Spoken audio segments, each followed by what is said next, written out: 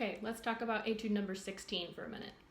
This etude is all about the syncopation, which is a fancy way of saying playing the offbeats instead of the downbeats. To do this well, you're going to want to be thinking in eighth notes constantly while you're playing these offbeats. And one way to help with this is the note lengths. You'll want your eighth notes to be short and staccato and crisp, and all of your quarter notes and your half notes to be long legato. So it'll sound like this instead of shorter. So if you play them longer and legato, I think it'll help you a lot.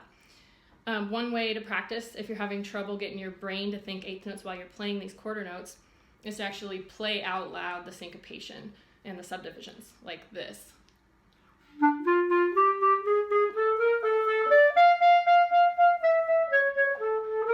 So do that a few times until you really feel those eighth notes internally, and then you can take them out and play it as written, and they'll still be there in your mind, hopefully. Another thing I wanted to point out, so the last measure of the third line, there's a pattern change here, and it can kind of sneak up on you. So I would take my pencil and make a huge circle around this measure, a big star right above it. That way you see it ahead of time, you know it's coming, and it won't trip you up when you get there. And the same exact story for the first measure of the last line, I believe it is. Yes, it changes again. First measure of the last line, same thing, big star. Let's talk about the ritardando. That is the second to last measure of the fourth line in this. It's a little bit awkward and it goes by quickly, and it can easily sound like a mistake if you don't do enough with it.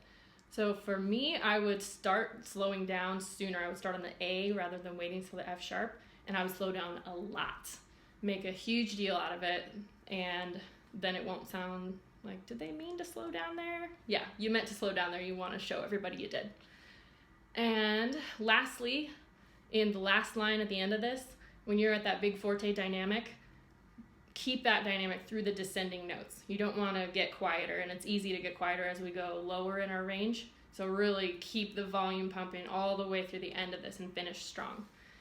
And I think for this one, if you just follow the printed dynamics and you get into a groove with that syncopation, once you create that motor, I think it'll just about play it for you.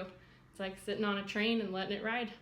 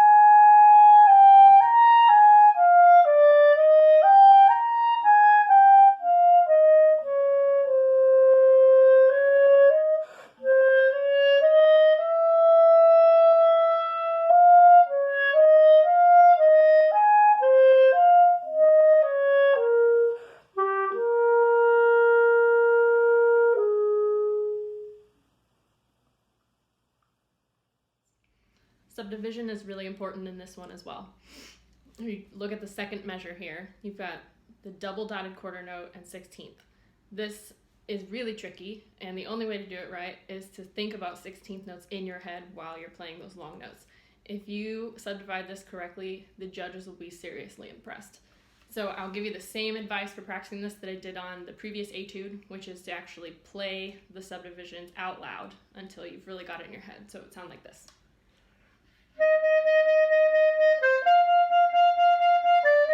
So I'm articulating 16 notes all the way through, and then eventually you would get rid of those.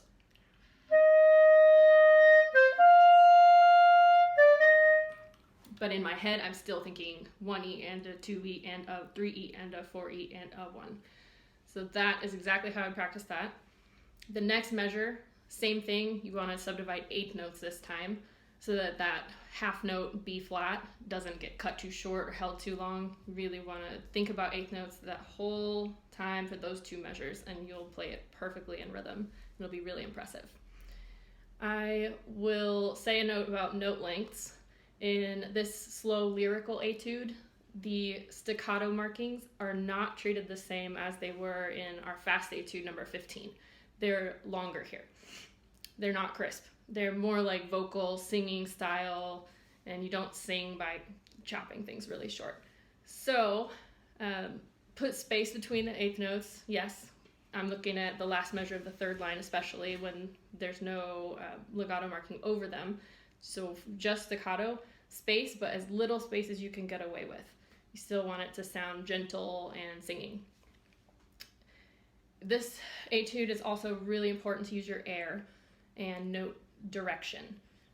The way to get a smooth sound and that lyrical phrasing that we want here is to use your air and think about it like a paintbrush going across the world's longest canvas. And you're never picking up your brush. You never stop your air. It just keeps moving forward. And this may result in a slight crescendo through some of these dotted quarter notes in the second half. I'm looking at the last two lines especially. That is okay. It'll sound like they're moving forward, and it'll be really, really beautiful. And I think that's just about all I have for this one. I hope these videos have helped your practice, and good luck on the audition.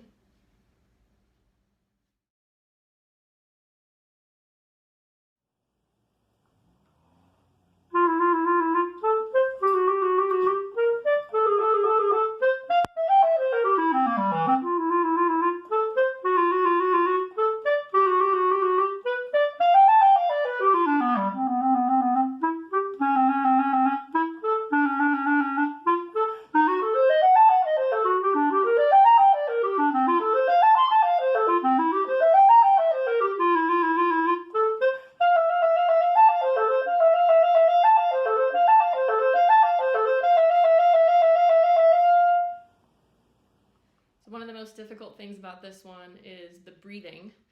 There seems like there's nowhere to breathe, and it goes on forever. The way to combat this is take a big full breath at the beginning before you start. That way you'll have to take fewer breaths when you're already playing, and it's more difficult. When you do have to take a breath, I think I took mine at the end of the third line, right before the 16th notes. I cut that eighth note right before it really short, and I took as quick of a breath as possible. That'll help you get back in on time and not be late when you come back in after the breath, which is really common.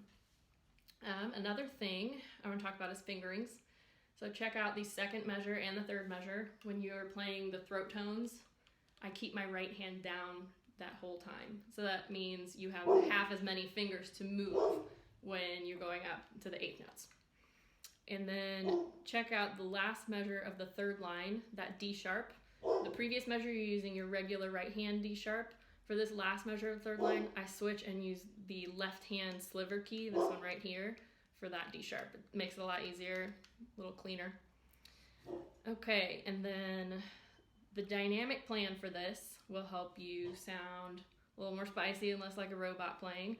I think of this in mostly 4 measure phrases, and each measure of the 4 gets louder than the previous one. So in the beginning, for example, you start out quiet. Second measure is louder.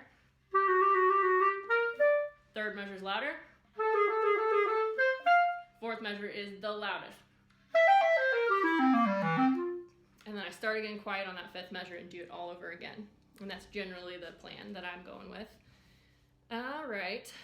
Some other things to talk about, the technique. So this is the fast etude. So judges are looking for, can you control your fingers and get all those notes in there and cleanly? So some things that'll help with that, especially in these 16th notes that start at line 4. You got 4 measures of straight 16th notes. It can get a little tricky. I would practice these with mixed rhythms, and I will show you what I mean by that. So let's take the first measure, for example. Start out with a swing triplet-y kind of feel like this. Like that, and I would do that 3 times in a row, or maybe 5, until it's clean and feels good and feels natural, and then I would reverse it.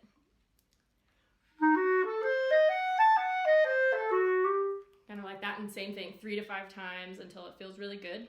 And then I would go a third method, which is long, short, short, long pattern, like this.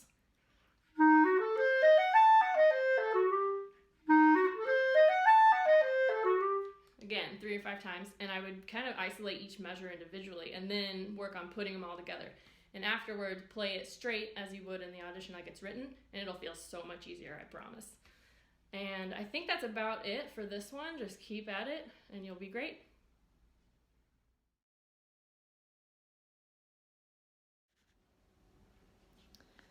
I want to go over real quick just a few tips on the general audition process, including especially recorded auditions, since I'm assuming these days that's all we're doing.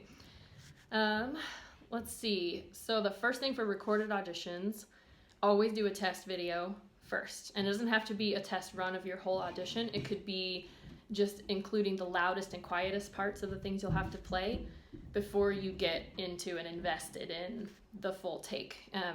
Just a couple snippets, stop it, listen to it, make sure that you can hear yourself clearly on the quietest parts, and make sure that on the loudest parts you're not blowing out the microphone because it was too close or a little too loud. You'll hear that crackly sound if it happens. There's nothing more disheartening than getting a clean, beautiful take that you're proud of and then realizing upon listening back to it that it blew out the microphone. And I would also recommend scheduling time on at least 2 different days to record your takes.